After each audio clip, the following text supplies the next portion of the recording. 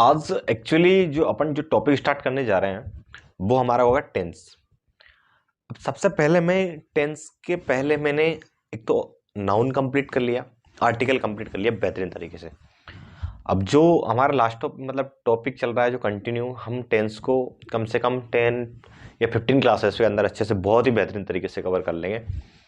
एक इतना लेवल तक पहुंचा देंगे कि बहुत ही एक जरूरी है। और टेंस सीखना बड़ा इंपॉर्टेंट है क्योंकि हर किसी एग्जाम में इसको सीखना कि एक तरह से बहुत बेसिक यूनिट हो गई। अब यदि ये नहीं आएगा ना तो एक इंग्लिश तो ऐसा लगता है कि यार टेंस के बिना तो अधूरी है। तो जैसे टेंस के अंदर हमने सबसे पहले जैसे किसी भी अपन सेंटेंस को देखते हैं, जैसे बोला मैंने कि यार कि राम आर गोइंग, कुछ भी बोल दिया अटर पटर कि ये गलत है या सही बोला मैंने सेंटेंस। फोन इज कॉस्टली ऐसे बोल दिया, आई वॉट ए फोन। तो मैंने जितने भी सेंटेंस देखे तो आप वो किस बेसिस पे पता लगाते हैं कि यार ये सेंटेंस सही है या गलत। सबसे पहले तो आप ये देखेंगे कि यार इस सेंटेंस में आप वही कि अब मैंने बोला कि ये सेंटेंस गलत है या सही, तो आप यही तो बताएंगे कि यार ये हम ग्रामेटिकल व्यू पे देखते हैं कि यार कि किसकी ग्रामर ठीक है। तो इस बेसिस पे देखते हैं नॉर्मल जो भी बंदों की आपका जो भी कि मैं पूछना चाहूंगा कि यार एक तरह से आप इसी बेस पे तो आंसर देंगे कि यार ग्रामर के बेसिस पे आप सेंटेंस को करेक्ट बताते हैं। आया समझ? तो जो सेंटेंस को आप ग्रामर बेसिस पे जो करेक्ट बता रहे हैं तो ओनली क्या ग्रामर ही देखते हैं? देखें, जैसे हमने देखा कि ग्रामर के बेस पे सेंटेंस को करेक्ट बता दिया।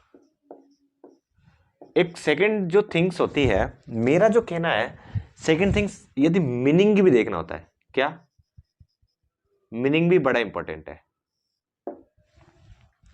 अब मीनिंग भी बड़ा इंपॉर्टेंट है। जैसे मैंने लिखा कि राम आर गोइंग, ठीक है भाई, ग्रामर के बेसिस पे करेक्ट है, कोई दिक्कत नहीं। अब मीनिंग के बेसिस पे कैसे देख, जैसे मैंने लिखा कि राम इज ए डोंकी, क्या लिख दिया मैंने? Ram is a donkey. तो क्या ये जरूरी है कि राम इज ए डोंकी? तो एक तरह से नहीं मान सकते ना। मीनिंग ही एक तरह से क्या राम डोंकी हो सकता है? नहीं हो सकता ना। तो कहने का मतलब मीनिंग भी ही देखना होता है। अब इस बात को लेके आपको अच्छे से क्लियर नहीं हो पा रहा होगा। जैसे मैं कुछ एग्जांपल लेता हूं। जैसे मैंने लिखा, एग्जांपल देखते हैं, जैसे कि ऐसे मैंने लिख दिया आई साई इन चाइल्डहुड। तुम बताना चाइल्डहुड। नंबर 1 सेंटेंस लिखा। सेकंड मैंने जो सेंटेंस लिखा आई साई इन, और एक और लिख दिया मैंने आई साई इन।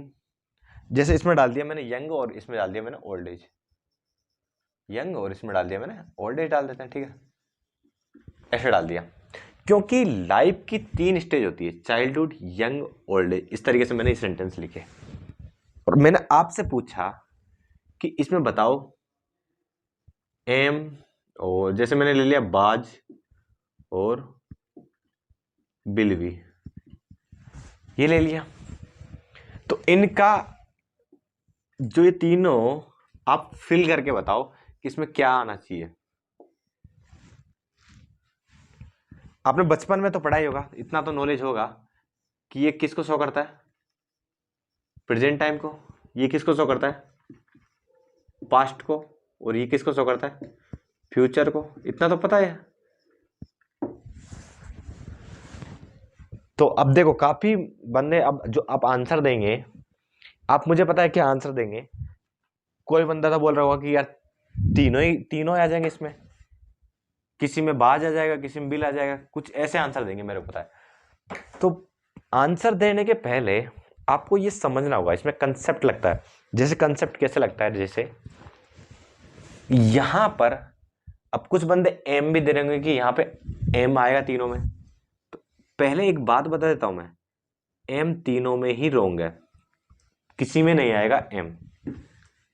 अब वो कैसे, जैसे अपना एक के बाद एक चेक करते हैं। लाइफ की 3 स्टेज होती है, समझो पहले। पहली स्टेज, सेकंड स्टेज और 3 स्टेज। जैसे मैंने लिखा, एक होती ओल्ड एज, एक कौन सी होती है यंग, एक कौन सी होती है चाइल्डहुड। इसके अलावा और कोई स्टेज थोड़ी ना होती लाइफ की। जीवन जीने के लिए चाइल्डहुड, फिर यंग में चले जाते हैं, इसके बाद ओल्ड एज में चले जाते हैं, बुढ़ापे में चले जाते हैं। यही होती है लाइफ की स्टेज। अब यहां पर अपन क्या करेंगे, जैसे मैंने एम को तो भूल जाओ, एम तो किसी में नहीं आएगा, इसके लिए मैं बाद में बताऊंगा लॉजिक। जैसे मैंने लिखा यहां पे कि बिल भी लिख दिया, क्या लिख दिया, बिल भी। तो इसका मतलब क्या, I will be Sai in childhood, मतलब कि मैं शर्मिला होऊंगा कब, बचपन में। यही तो बोल रहा है ना कि मैं शर्मिला, इसका मतलब क्या निकल रहा है कि मैं शर्मिला होऊंगा कब, फ्यूचर, मतलब विल बी फ्यूचर, मतलब बचपन में। तो ये बचपन में अभी आया नहीं, इसका मतलब तो क्या हुआ, चाइल्डहुड के पहले कोई स्टेज है, इसका मतलब तो क्या पेट से थोड़ी बोल रहा होगा वो, बात समझे।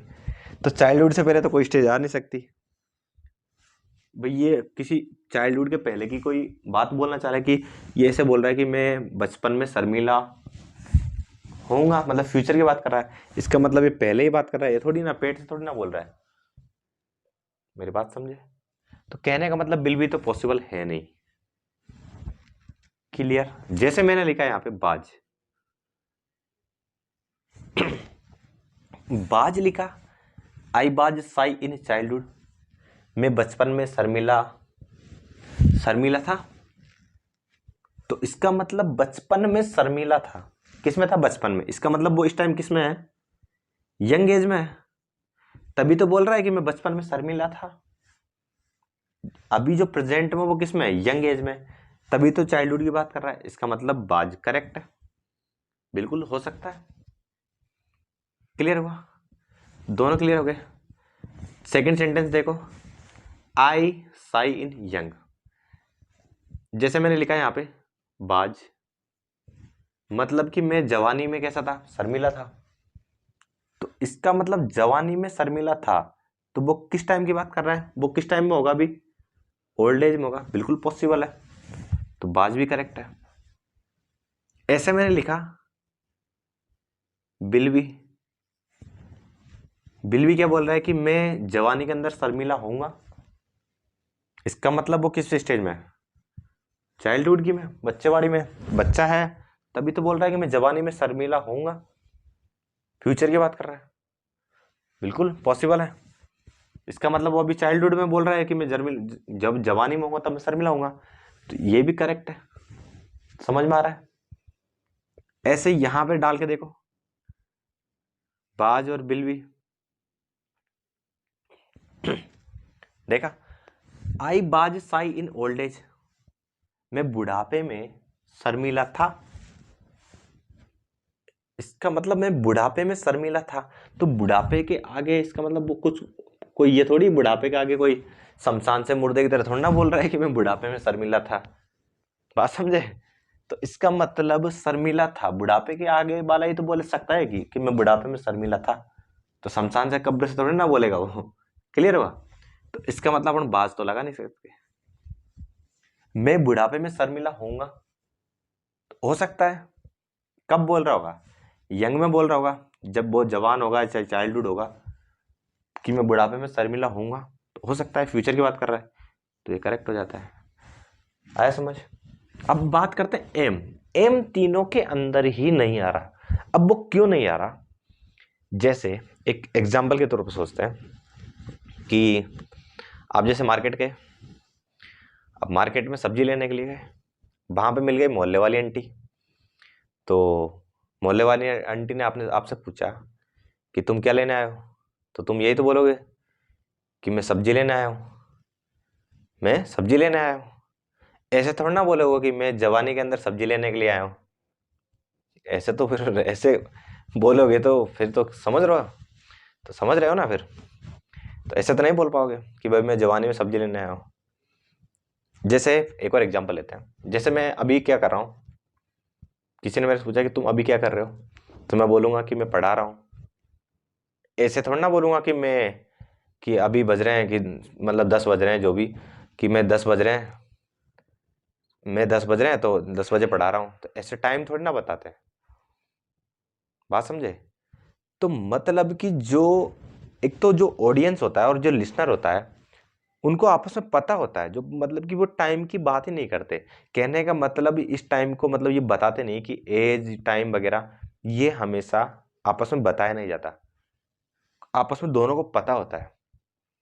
तो हमेशा एम यूज नहीं होता है, क्योंकि यहां पे किसकी बात करें, चाइल्डहुड, यंग, ओल्ड एज। ऐसे तो ना बोलेगा कि मैं बचपन में, कि मैं जवानी में सब्जी लेने के लिए आया हूं। तो कहने का मतलब एज वगैरह ये सब डिस्कस नहीं किए जाते, तो इसलिए एम वगैरह का यूज नहीं किया जाता। क्लियर हुआ? बात समझे?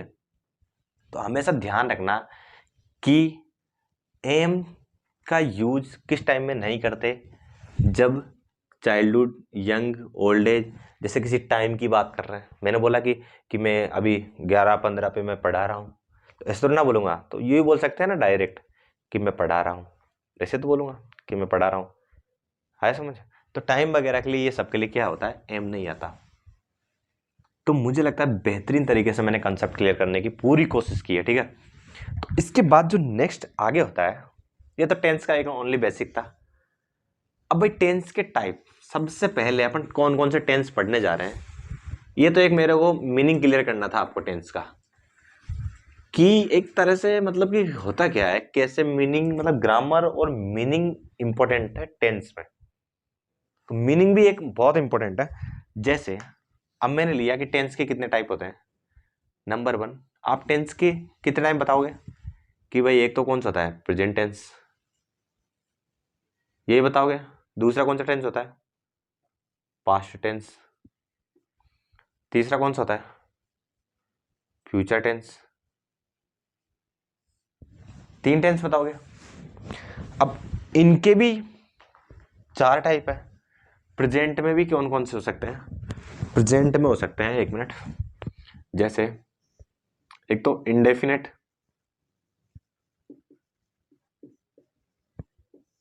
एक तो इंडेफिनेट हो सकता है, एक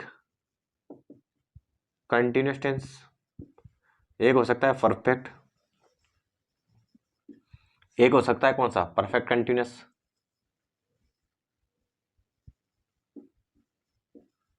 तो ये कितने टाइप के टेंस हो गए, मतलब कि कैसे, present indefinite tense, present continuous tense, present perfect tense, present perfect continuous tense, मतलब एक टेंस के कितने हो गए, 4, मतलब 12 टेंस, टोटल 12 टेंस पढ़ने होते हैं अपन को। क्लियर हुए? आया समझ? तो टोटल 12 टेंस पढ़ना होता है। अब भाई सबसे पहले इन 12 टेंस को पढ़ने के पहले यदि मैं कुछ चीज सीख जाऊं कि यार इनका मतलब होता क्या है, इंडेफिनेट, कंटिन्यूअस, परफेक्ट और परफेक्ट कंटिन्यूअस, तो कितना अच्छा होगा। तो 12 के 12 समझ में आ जाएंगे। तो पहले तो हम इसका मीनिंग क्लियर करते हैं कि यार इंडेफिनेट होता क्या है और परफेक्ट ये क्या होता है, कंटिन्यूअस क्या होता है, ये सब। अब देखो, जैसे बात करते हैं परफेक्ट की। जैसे मैंने क्या किया, सॉरी, जैसे मैंने स्टार्ट किया पढ़ाना कितने बजे से, 9 बजे से, और 10 बजे तक खत्म कर दिया। अभी मेरा बज रहा है, मान ले 11 बज रहा है, तो मेरे से पूछा कि अभी तुमने मतलब कि 9 से 10 का मैंने पढ़ा के क्या कर दिया, खत्म कर दिया। मतलब काम क्या, 9 से लेके 10 बजे तक का मैंने जो पढ़ाने का काम था, 9 से 10, वो मैंने क्या कर दिया, कंप्लीट कर दिया। मतलब मेरा ये टाइम पीरियड, मतलब मेरा कंप्लीट हो चुका है पढ़ाने का काम। जैसे कंटिन्यूस का मतलब, जैसे मैं अभी 9 बज रहे हैं और यदि मैं ये 10 बज रहे हैं, मतलब मुझे 9 से 10 पढ़ाना है। अब मेरे से पूछा गया, मैं सपोज करो मैंने कुछ 9:25 पे पढ़ा रहा मान लेना, तो आप, मैं क्या बोलूँगा, कंटिन्यूस का मतलब ये है कि अभी स्टार्ट तो हो गया वो, पर अभी भी क्या कर रहा है वो, पढ़ा रहा है 9 से 10 के बीच में। मतलब मैं अभी पढ़ा ही रहा हूँ, मतलब इस टाइम इस टाइम पढ़ा ही रहा हूं। तो अभी मेरा काम क्या है, रुका नहीं है, मतलब कंटिन्यू है। समझ में आया, कंटिन्यूस। जैसे एक होता है परफेक्ट कंटिन्यूस। परफेक्ट कंटिन्यूस का मतलब, जैसे मेरी क्लास, आप क्लास लेते हो ना, ऐसे कोचिंग वगैरह में जैसे भी क्लास ले रहे हो, जैसे अभी क्लास ले रहे हो, तो अभी जैसे मैंने बोला कि 9 बजे से मैंने पढ़ाई तो स्टार्ट कर दी, 10 बजे तक मैंने पढ़ाना स्टार्ट कर दिया, 10 बजे तक अभी मैंने बंद नहीं किया। 10 से फिर 3 बजे तक, ठीक है।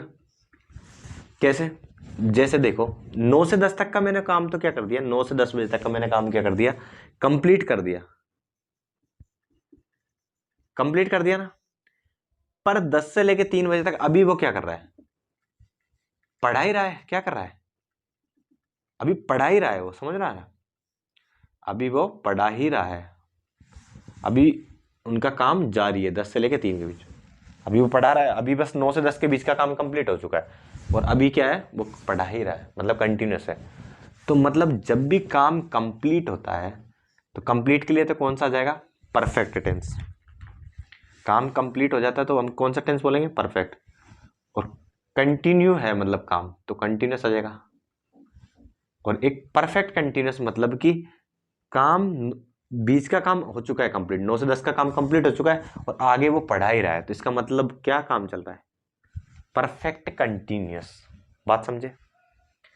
जैसे एक इंडेफिनेट, इंडेफिनेट मतलब कि एक जनरल सा एग्जांपल लेते हैं कि वाटर 100 डिग्री सेल्सियस पे क्या होता है, बॉईल हो जाता है, हो जाता है ना।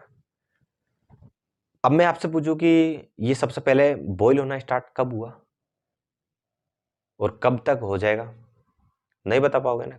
कब स्टार्ट हुआ और कब तक हो जाएगा, नहीं बता पाओगे। जैसे मैंने बोला कि सूरज पूरब से, मतलब जो भी है सूर्य, मतलब कि अराइज होता है किससे, ईस्ट से, ठीक है। तो ईस्ट से अराइज तो होता है, तो मैं आपसे पूछूं कि सबसे फर्स्ट कब अराइज हुआ, कब अराइज हुआ और कब तक ये अराइज होके, मतलब कब तक ये चलेगा। तो आप न तो लास्ट बता सकते हो ना उसका स्टार्टिंग बता सकते हो। आया समझ में। इंडेफिनेट का मतलब ये है कि आप ना तो स्टार्ट का टाइम बता सकते हो और ना ही लास्ट का टाइम।